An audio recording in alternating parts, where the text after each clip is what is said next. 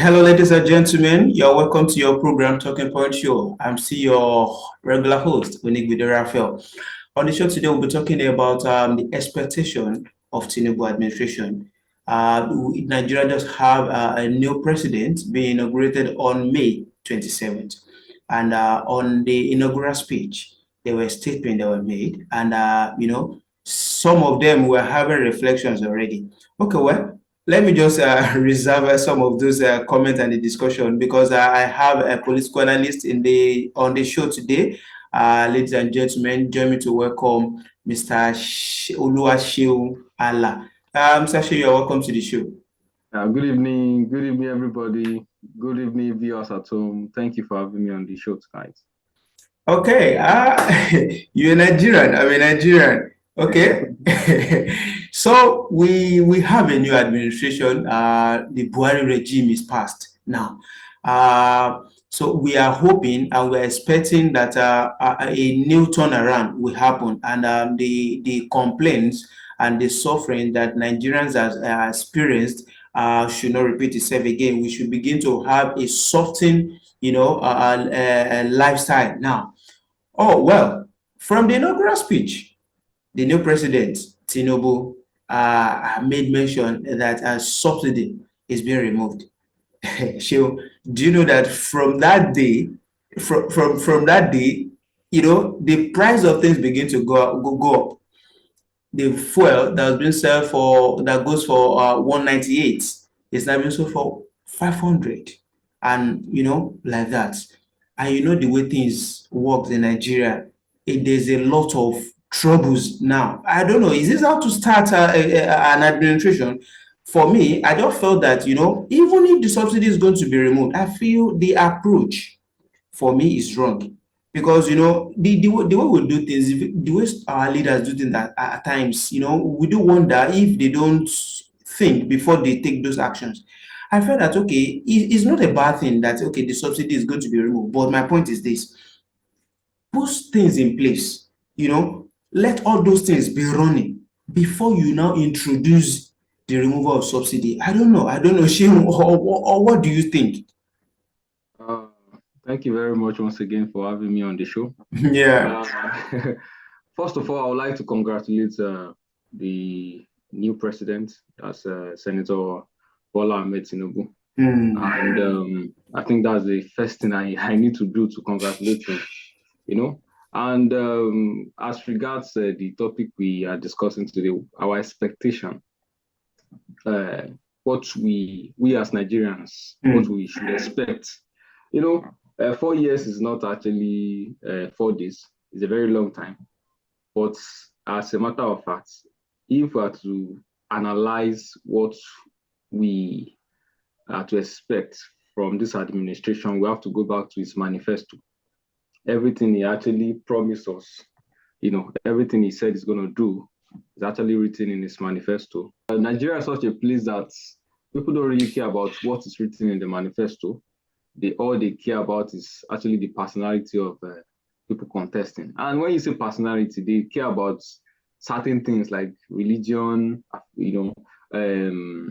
ethnic group, that is where the candidate is actually coming from. But as a matter of fact, as a concerned Nigerian, actually, I took my time to study the 70 pages manifesto of Senator Bola Ahmed Tinubu.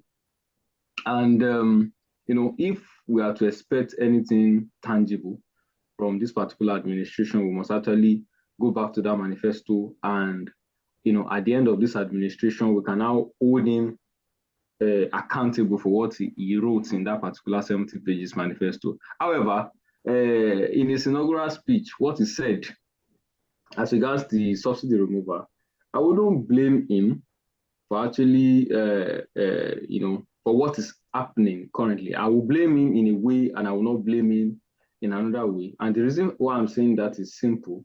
It's simply because in his attempt to make a very great inaugural speech, I saw it from his body language. And when I listened to a particular journalist, I think this morning, he said that particular speech, that particular statement was not in the inaugural speech.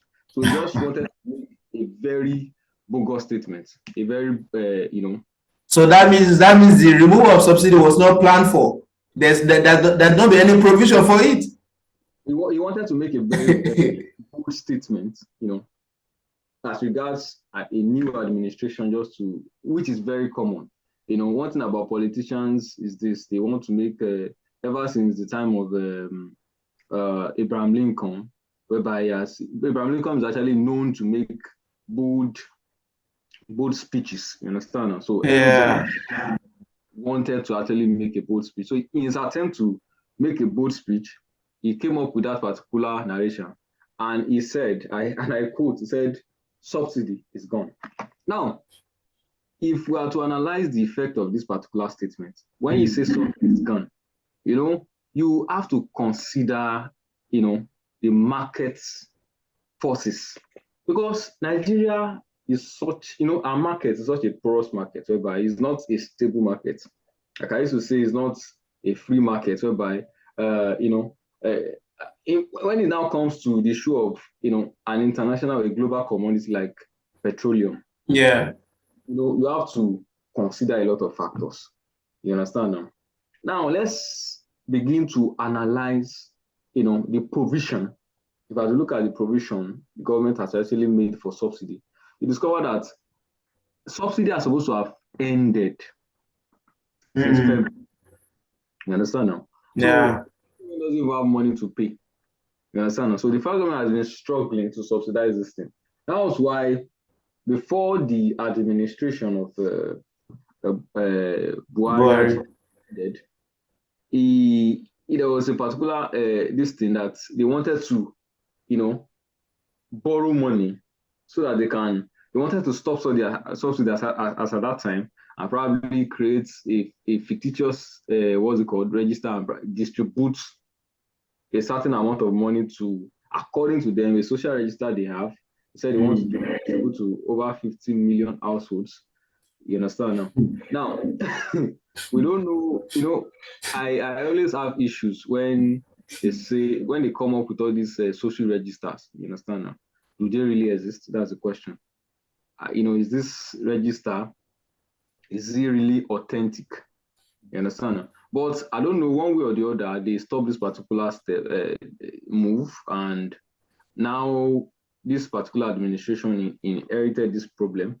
Yeah. So instead of making a proper planning, to ensure that, if you want to probably remove subsidy, you understand now? Yeah. You must actually, take.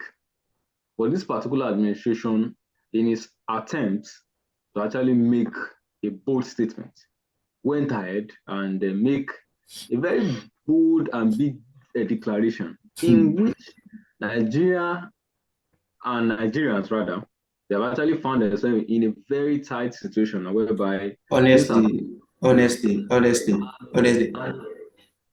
right.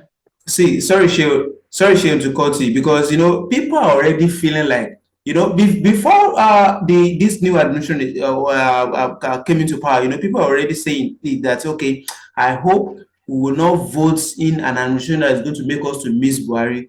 And within 2 days or 3 days, I think people are already having that atmosphere that, wait, to bring back our Buhari. And, well, like I've been saying, I don't think is good for us to be judging the administration, because I just feel that the administration is still young, so we don't still know where they are driving us to. So let's just still keep our hope high, that something positive, is going to come out from all these things. And while you were talking, you also mentioned something, and I see it as a very strong point. When it comes to the issue of borrowing, in the past administration, they borrowed, in fact, to the extent that, we have some saying that, okay, I think for every Nigerian is owing China.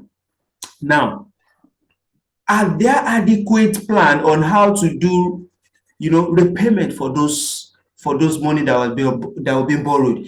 I don't know. What will be the plans? Are there going to be investment? Well, we used to know and we used to believe as it has been said, that Tinubu transformed Lagos. Tinubu is a very innovative someone. So we want to see how he's going to, transform the economy of Nigeria. That okay, we will no longer be holding again. So I don't know. I don't know if I'm not, it's just an expectation. So we are looking towards it. As regards this particular, what's it called? There's always, I think, the road into power with that particular narration that it transformed Lagos. And I don't want to believe that. I don't actually, support that particular statement is actually wrong. Like I always say, that as the economic capital of the country, Lagos State is the economic capital of the country. It is easy for a blind man. It is easy for anybody, a dummy, to actually generate income in Lagos. It's very, very easy. You understand? It's very easy to generate income in Lagos. So it's not an achievement that, okay, you actually generated the particular idea from so and so amount. Well, but we can say that, okay, let's assume the structure has been there already. But if I want to say, if he's not a smart guy, or if he doesn't have anything up there, he wouldn't have been able to build on those structures, to make us see what we have in Lagos today. You give it to him, actually, you understand now? Yeah. Okay, Tinubu is very smart. He's a very smart individual, and I give it to him. He was able to achieve what he achieved in Lagos. But the truth of the matter is there are so many lapses in Lagos. There are so many, for us that have actually lived in Lagos, we know all these things. But people that didn't stay in Lagos, they can actually bamboozle them with all these lies that, okay, Lagos has been transformed.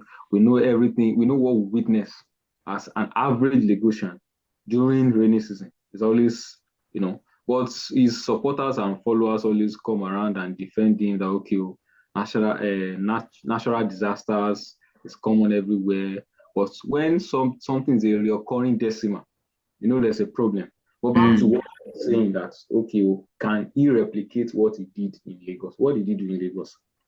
You understand? When you're talking about infrastructural transformation in Lagos, you have to consider the likes of Fashola and Ambode. They were the real people that played a major role in transforming some very disastrous areas like Oshodi and the likes in Lagos.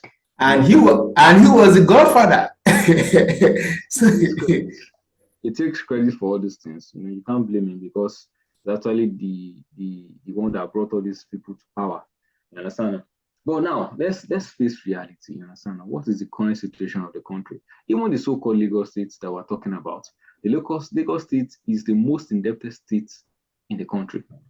The debt rates rose to 81.3% from 2016 to 2022. You understand now? That means Lagos State borrowed a large amount of money. You understand now? Lagos State is owing a lot of money.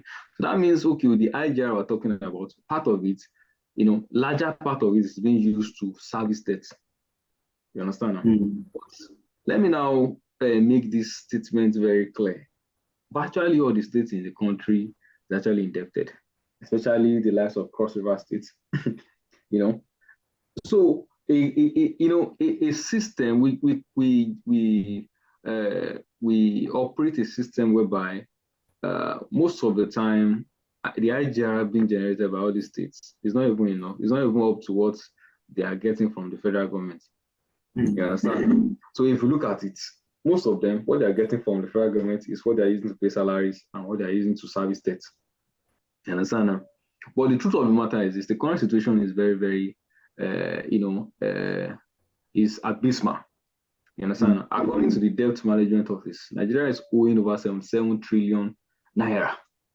You understand? And if you add it to the amount of money they are getting from the borrowed from World Bank of recent, that's the $800 million. When you want to go and borrow like that, you actually tell these people that, okay, the reason I want to go and borrow is because I want to, because we want to remove subsidy. So, okay, what can we do to cushion the pain? You understand now? Now, if there's not pain, this money, the reason why is being borrowed, you understand, is going to be forfeited, you understand. According to what we had, they said they are going to transfer 5,000 naira to, I think, 50 million households or so. A part of it, they are going to buy buses, they are going to do this, they are going to do that. You understand now? This is not to solve anything. We're talking about a population of 200 million people that rely solely on a particular commodity. That is PMS. You understand now? That is a very important commodity. Premium motor spirit in Nigeria, you don't joke with it. You understand now? Well, Sheun, see, let's not dwell so much on this because, this is a new administration we're talking about here. So let's, it's just like season film. Wait, Sheun, wait. Okay. See, it's just like season film. We are still in episode 1. In fact, we just started and we just click play. So we are still in episode 1. So let's look at what's going to happen in episode 1 before we go to episode 2. In fact, before season 1, we can actually talk about what has happened in season 1. So, well, there are a lot of things trending. Now, I hope, the way we do assume Lagos to be run by a family, I hope the same thing will not happen to Nigeria, because the first daughter of our president now, I think she's claiming for the position of first daughter. I don't know how she put it. We have first lady. Now that we should not have a position for first daughter of the president. so she will become the Iyalaja of Nigeria. Then I think she was just trying to crack a joke on Twitter. That was me. I don't.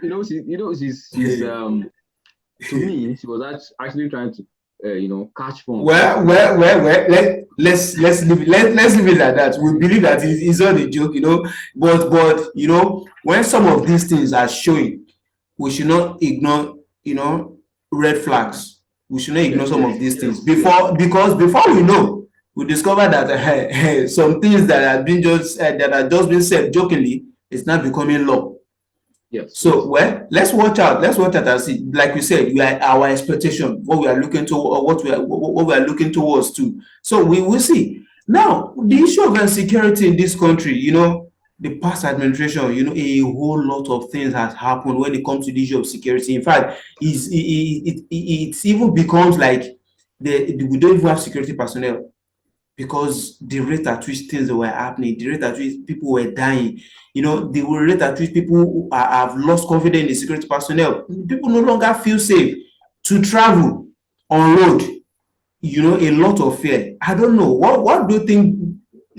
Do you think we should expect a difference when it comes to the security of this nation from this new administration? Because for me, if you ask me, I would say I'm confused. I would say I don't have anything to say. I would say, okay, let's just look, because I don't want to say maybe I'm expecting something different, and at the end of the day, they didn't talk to my expectation. That's when I will be disappointed. I don't know. No, the security situation in Nigeria always takes a new turn during every administration. If you look at it critically, during the time of Jonathan, it was more of a Boko Haram, you understand now? And that's the last administration used that to campaign against the Jonathan administration. Yeah. All of a sudden, all of a sudden, when this particular administration was about to round up its tenure, we downside, the problem of banditry became rampant. At the beginning, it was issues between farmers and Fulani cattle. Yeah. You understand? The S-men. The administration was able to probably solve that issue, and before you know it, banditry took a new turn and went in a different dimension entirely. So what we are saying that you should expect a new fashion to come out. The security situation of the country is going to be truth. You understand? If you look at it critically, we study the security architecture of that particular country. You understand now? You don't know the dimension it's going to take this time around. But the first thing the president did when he came into power was actually to have a meeting with the top security chiefs in the country. You understand now? And we don't know what was discussed in the meeting. You understand now? But at the same time, we actually appeal to this particular administration to, I take interest in the security, what's it called, architecture of that particular country. The amount of money that's invested in that particular sector needs to be investigated. You understand? In the sense that, if you look at it, during the time of Jonathan administration, that was when we have the Dasuki Gate, this thing. Now, this administration the Buhari administration has actually, wind up power, and they have relinquished power to this administration. We need to know, you understand now, the amount of money that was actually spent, and with that particular resource that was actually, it needs to be investigated. Because look at, the banditry in states like Kaduna took a new turn. Suleja, Zamfara. They became so bold that, a lot of unspeakable things happened. You understand now? Well, sorry, because of our time, because if we continue on this, I know we can have the whole day to just talk about this, because it's a new administration, and the expectation is so high. We are expecting a lot of turnaround, a lot of difference. Well, my last expectation, let me say my last expectation, because of our time, I think this administration should prioritize basic social amenities, because those are the things that will make the citizen, people that voted for you, to actually appreciate you. If you actually fail on this angle, then that means you lost it. That's the last word for me. All right. Sorry, before we actually round up the program, I would like to actually chip in something. According to KPMG, you understand now, they said the statistics. The statistics they released was that the unemployment rate in the country right now stands at 41%. 41%. That's very, very high. You understand now? I don't know what this particular administration is going to do about that. You understand? Now that means when you say 41% of your population that can work, you understand, that are able to work, are unemployed. Is a time bomb. You understand now? That are waiting to go off. You understand now? So I don't know what this particular administration is going to do about that. In terms of security, when this particular administration campaign, they said we are going to import less and export more. And they also said something about supporting farmers, agriculture, and everything. We need agricultural revolution. You understand? Now people are people are suffering. You understand? They need to actually look into that particular sector. We need to industrialize the agricultural sector, and a lot of things that needs to be done. You understand? We expect a lot from this particular administration. That is, if they are going to meet up with the promises that they actually render during the campaign period. Yeah. Okay. You know what, Shil? I think we should keep our finger crossed. Yeah. We should keep our finger crossed, because let's just not conclude. We are only hoping for the best, and we want to believe that this administration will actually make a turnaround and make things so good for us in Nigeria, and so that we can have a positive living lifestyle. And I want to say I hope so. So it's been a wonderful moment with you, Oshio, to discuss this on the show today. Thank you so much for coming. Thank you very much. So, ladies and gentlemen, this is where we do the content for today. We want to say thank you so much for coming on the program to join us. If you have your contributions, you can drop them on the comment section. We will try to to improve on it, and also work on them. Thank you so much. I still remain your regular host, Winnie Bede Raphael. Thank you, and bye for now. Thank you. Yeah.